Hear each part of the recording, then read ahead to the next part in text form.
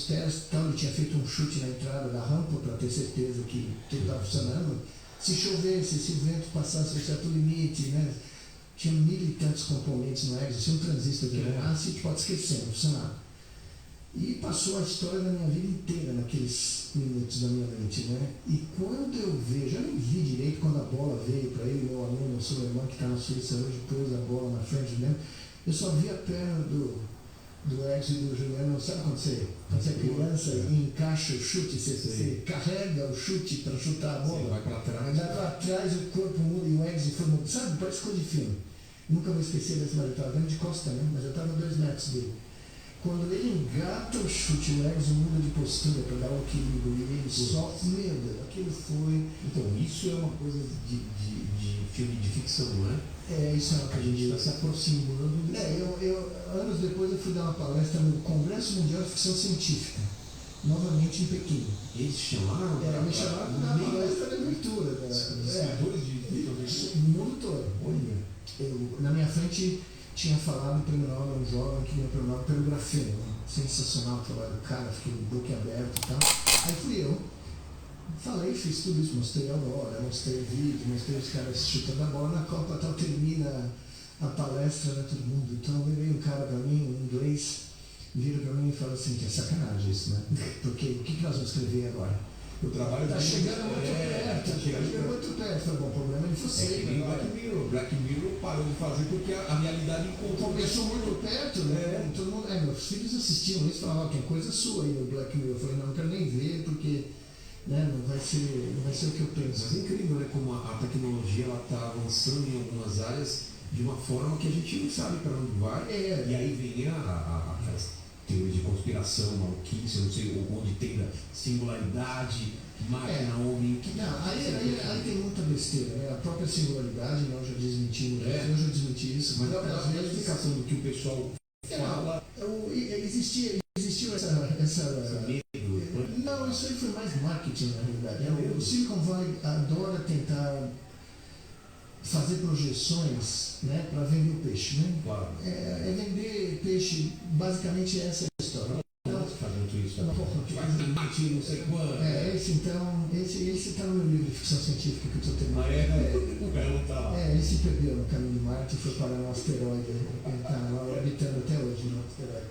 Mas enfim, a singularidade foi proposta como um momento agora, 2030, onde as máquinas, os computadores digitais vão suplantar o ser humano. E não vai acontecer. Não. Vamos deixar calmo então. Calma, pode ficar não vai acontecer. Não tem a menor chance, porque o cérebro humano não é digital. Exato. Ele funciona em analógico, tá? Ele é contínuo.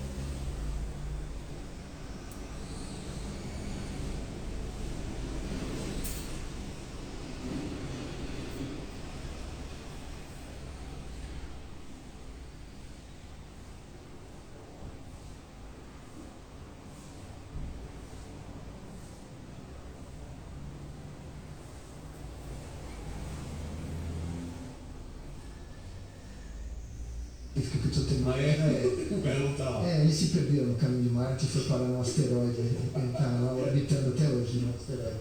Mas, enfim, a singularidade...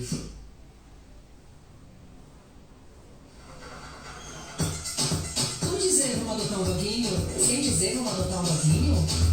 Manda o tic-tac. A gente se fala no tic-tac.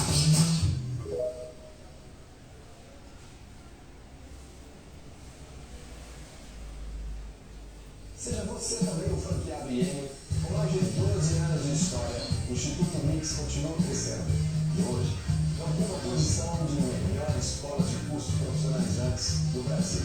São mais de 600 franquias espalhadas por todo o país e pelo mundo, com mais de 40 mil colaboradores. Tem como propósito transformar vidas em realizações por meio da educação. Já são mais de 2 milhões de alunos que tiveram suas vidas transformadas. O Instituto Mix construindo um novo sistema de educação com mais de 200 cursos em diversas áreas. O Instituto Mix, você conta com um suporte completo para que você tenha rentabilidade e segurança no seu negócio. Seja você também um franqueado IEM e conheça o nosso jeito IEM de ser. Instituto Mix, o melhor momento, o melhor negócio e a melhor marca do Brasil.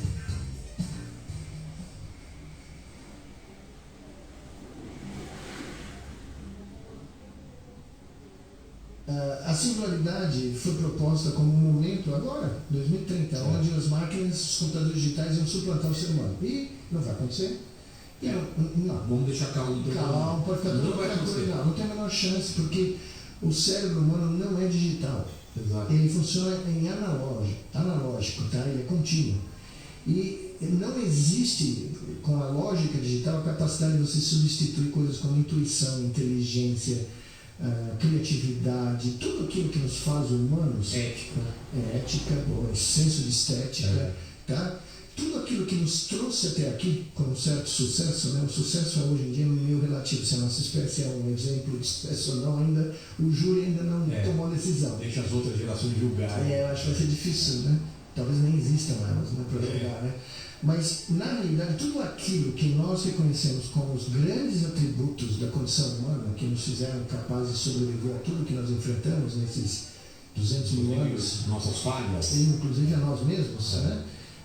Não são reproduzíveis algoritmicamente. Tá? Então, você não vai ter sistemas que vão ser capazes de criar coisas como nós criamos. Mas isso é uma capacidade de processamento ou é uma capacidade de idealizar algo para É a mistura de tudo isso, porque a lógica que rege o sistema nervoso, o nosso cérebro, que é por isso que eu chamo de verdadeiro criador de tudo, porque toda a história da humanidade depende dessa biologia que a gente carrega entre a orelha, né?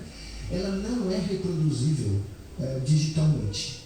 Então, se você não consegue criar uma fórmula para explicar intuição ou beleza, né? Eu tive uma conversa muito legal que está no meu livro, anos atrás, com um cientista de computação muito famoso no Texas, que evidentemente não concordava comigo.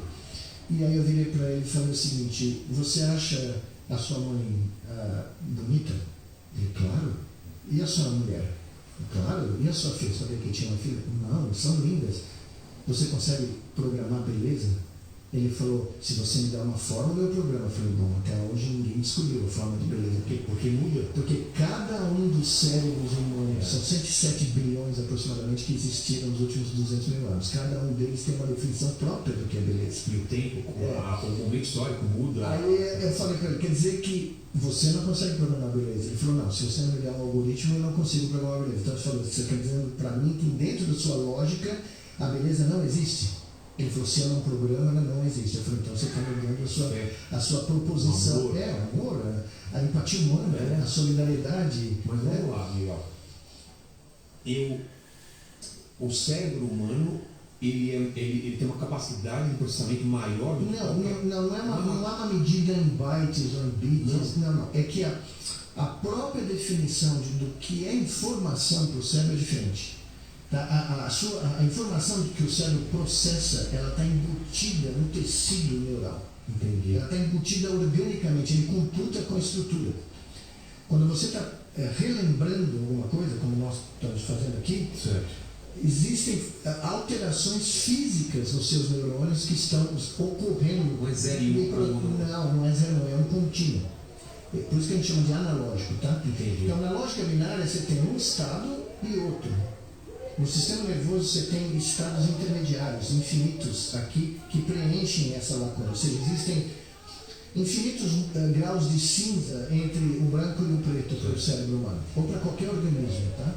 É que o nosso cérebro é o mais elaborado, mais sofisticado que nós conhecemos, né? Porque temos noção, apesar que às vezes temos dúvidas, né? A pessoa pergunta se tem vida inteligente fora do planeta, tem que procurar. Com certeza tem, mas o fato que nós não encontramos ainda pode ter duas explicações, né? Eles são muito Eles são inteligentes. muito inteligentes e não estão afim de nos encontrar, né? Essa é uma possibilidade real. Então, o problema ele é na essência de como a informação de um sistema binário digital é diferente, tá? de um sistema orgânico. Entendi. Tá? Então você não tem como fazer um download, como você faz de um hard disk, tá? O download das suas memórias. Mas o Elon também prometeu isso. Ele prometeu porque... Download é upload, né? Ele prometeu Por porque exemplo, ele está vendendo... Pego minha memória e Isso. faço para um hard disk. Isso, É impossível. mas eu, quando me perguntaram isso há um ano, um pouco atrás, num site de tecnologia americana muito famoso, eu falei, bom, primeiro o Mr. Musk precisa descobrir onde fica o cérebro. Porque ele tem, eu tenho certeza que ele sabe qual é a localidade. Eu não entendi absolutamente nada de neurofisiologia ou de neurociência. Mas, machismo. Não, mas ele é um vendedor de peixe. Ele sabe. Tem uma coisa que... Claro, ele já fez isso várias vezes. Né? As pessoas não sabem, ele não inventou o carro elétrico. O carro elétrico existe 100 anos. Né? Ele comprou uma empresa que faz carro elétrico. Uau, meu Deus, isso é coisa de louco, né? Se você tiver uma Coca Zero, ou Diet, não escapa da comum. Aliás, um coxinho de amigo não é muito escapa. Parecido. Mas não tem a possibilidade... Bom, você consegue facilmente enganar o ser humano. Porque o sistema digital...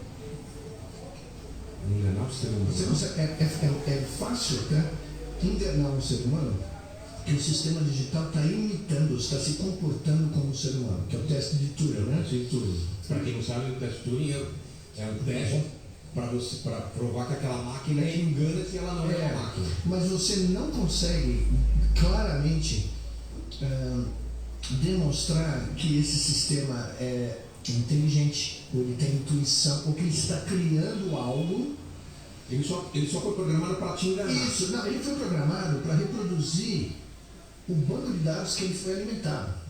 Então ele cria previsões baseadas na informação. Por isso que quanto maior os bancos de dados sendo criados, melhor o desempenho desses sistemas.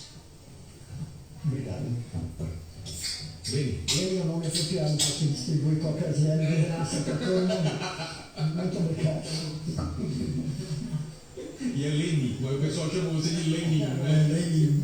O assessor dele é o Marx. Só falta falar que Lenin e Marx. que eu vim de Stalingrado. Nossa, muito bom. Boa, né? Então esse é um problema muito grave, porque as nuances dessas definições, as pessoas que não conhecem os detalhes se confundem.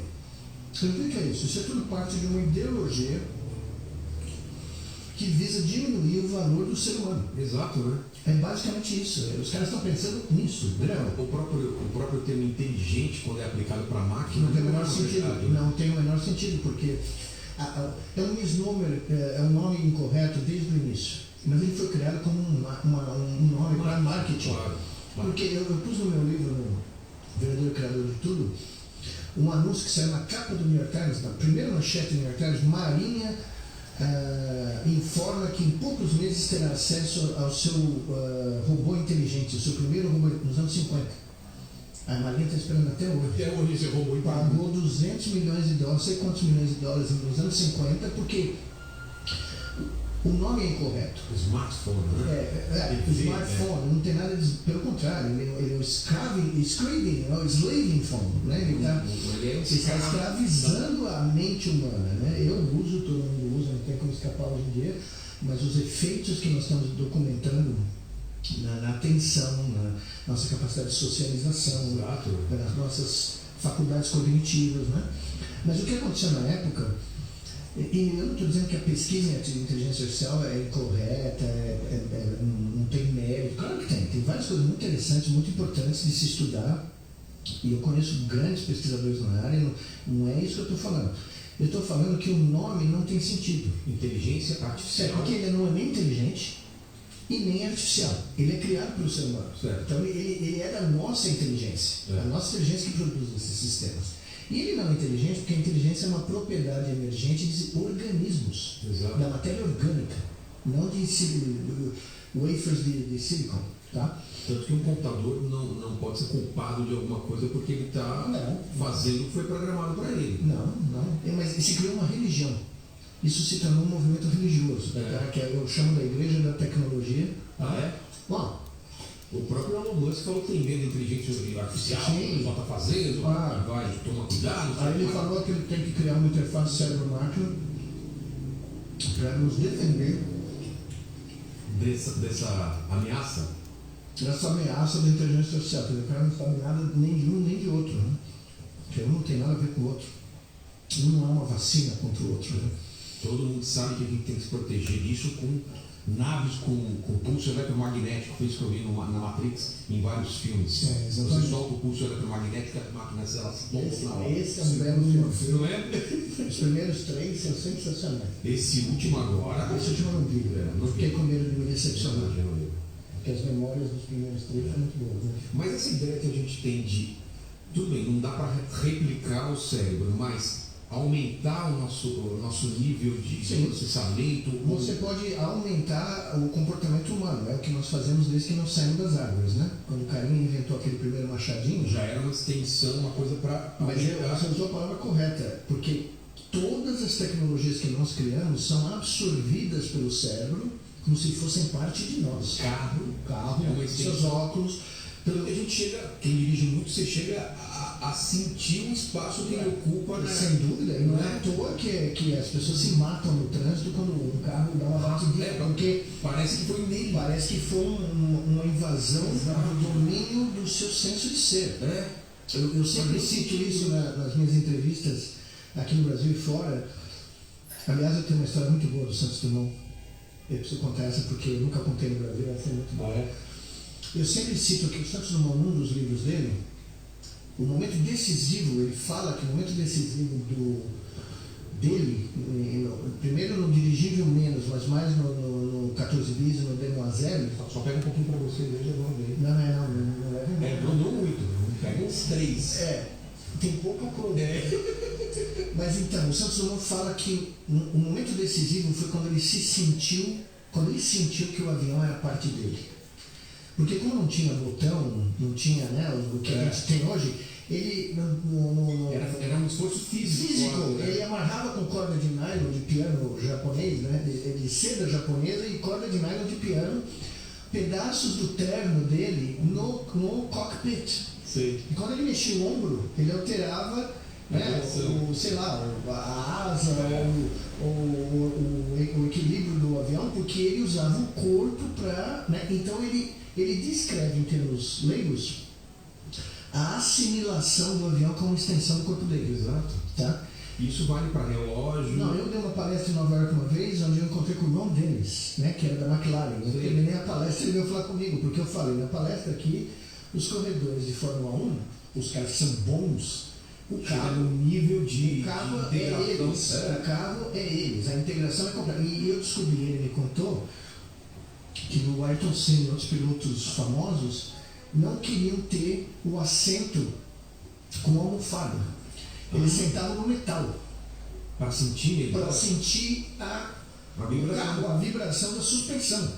E saíam com hematoma, saíam todos machucados, porque eles queriam ter aquela sensação e que o Ayrton Senna, por exemplo, e o Alan Prost eram capazes de ajustar a suspensão melhor do que o sistema da Honda automático, né, de telemetria da suspensão do carro, né? Pra você ter uma ideia. Sabia onde estava o problema. Mas a minha história de Santos Dumont é melhor que essa. Quando eu comecei a viajar muito pelos Estados Unidos, né, a Embraer começou a vender muitos aviões de rotas curtas nos Estados Unidos. Né? Basicamente teve uma época nos começo dos anos 2000 que era um monopólio. Eu entrava no avião, era o avião da Embraer, né? E eu sempre sentava do lado de um americano. Né? E estava lá o americano, eu pedia minha coca zero, o cara pediu o uísque, a vodka. Nem zero, era Diet, né? Não, ainda é, né? A zero, a Diet não pegou. Não pegou. Teve uma época que o Brasil criou uma coca com limão. Era Pepsi com limão também? Não, tinha coca. É mesmo? Criada aparentemente pela versão brasileira. Dizem que não pegou lá nos Estados Unidos, mas enfim. Eu sempre no avião, o cara começa a tomar, encher a cara, né? Eu falo, belo avião, né? Aí o cara fala, sensacional, eu gosto muito do. Né? Tá. Você sabe, feita no Brasil, né? O cara gela, né? O cara fala assim. O cara tava dentro. Como é? Não é da Boeing? Eu falei, não, imagina, esse avião é da Embraer, construído num lugar perto de onde eu cresci. Ele falou, meu Deus, e é bom? Constroem sambando? E é bom? Eu falei, não, é bom porque nós inventamos a aviação. Aí o cara, como? Foram os irmãos, né, Wright que fizeram. Aí eu catequizei um por um ao longo dos, né, eu tenho... É um trabalho árduo, mas trabalho árduo de catequese, eu tenho vários milhões de milhas na minha vida, mas é um por um, eu vou indo, né? 134 pessoas já foram termina o voo, cara, ou ele sai completamente convencido da capacidade da indústria aeroespacial brasileira, né, ou ele nunca mais voa, né? Ele vai olhar antes. Porque o medo que ele passou na subida e na descida. Mas é sensacional ver a reação, porque os caras não fazem ideia, né? Não fazem ideia que foi feito aqui, foi feito por engenheiros brasileiros, inspirados, né, num exemplo de um cara. Exato. Um louco que nunca foi para a escola. A gente chamou o nosso projeto, né, homenageou o Santos Dumont, né, para criar o nosso instituto de pesquisa lá no Rio Grande do Norte, as escolas, tudo. E eu sempre dizia para os molecados, né, se Santos Dumont tivesse ido para a escola típica brasileira, no primeiro dia, aquele dia que a professora chegava e falava, o que você vai fazer quando crescer? Né, o cara, você vai advogar, você vai ser vou voar. Vou inventar um avião. Vou voar. Eu ia canto, né? Ele ia fazer trabalho. O resto eu nunca não ia ter chance nenhuma, né? Exato. Mas ele voou. E isso é uma das poucas raridades da história do nosso país. É um cara que prometeu e cumpriu. E cumpriu de uma maneira explosiva. Ele não voou num lugar secreto. Ele voou na França, deu uma volta. Na volta da Torre Eiffel para um milhão. O que era fazer? Faz 30 minutos tem que ir lá dar a volta. Não pode ninguém estar olhando, né? Não, tinha 1 milhão de pessoas assistindo ao vivo. É como se... Imagina você ter a capacidade de voltar a esse momento da história que não ter sido emocionante, né? Não, tem relatos. O Santos Dumont ficou tão famoso que tinha um doce chamado Santos Dumont. Na Europa ou aqui? Em Paris. Em Paris?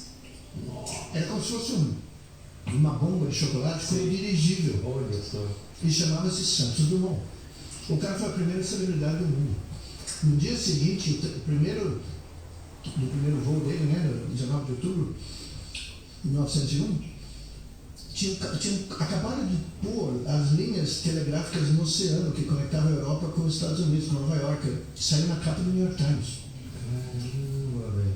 Quando os irmãos Wright voaram, né, o título eu comprei um facsímile disso, eu tenho nos Estados Unidos na minha casa. A manchete do jornal de Toledo, Ohio, que é a cidade dos irmãos Wright, mas eles voaram na Carolina do Norte, tá? Em segredo. Porque eles queriam vender para o Pentágono, né? De cara, eles queriam vender para o Departamento de Defesa.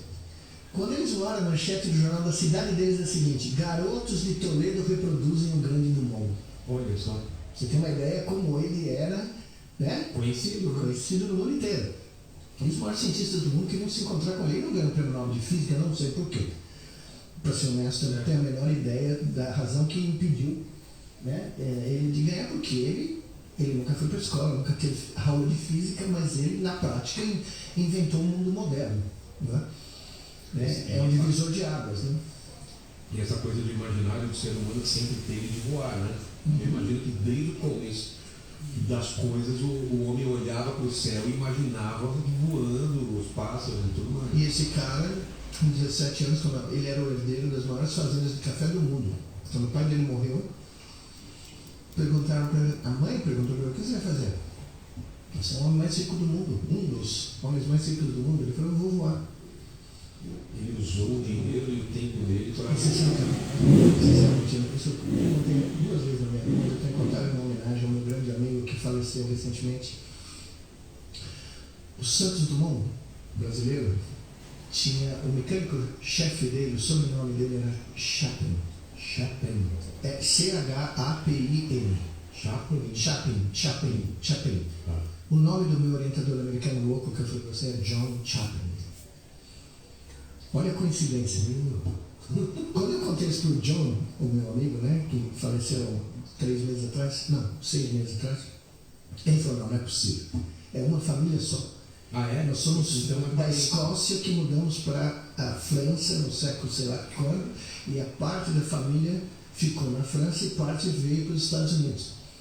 Nós nunca achamos um vínculo familiar. Ele procurou que nem um maluco, mas eu achei uma das coisas mais sensacionais, né? Tinha um mecânico Chapin trabalhando com um brasileiro que é o maior de todos, né? É o maior cientista da nossa história de longe, e nunca teve doutorado, nunca fez pós-doutorado, nunca foi para a universidade, nunca foi para a escola. Ele estudou no mundo, né?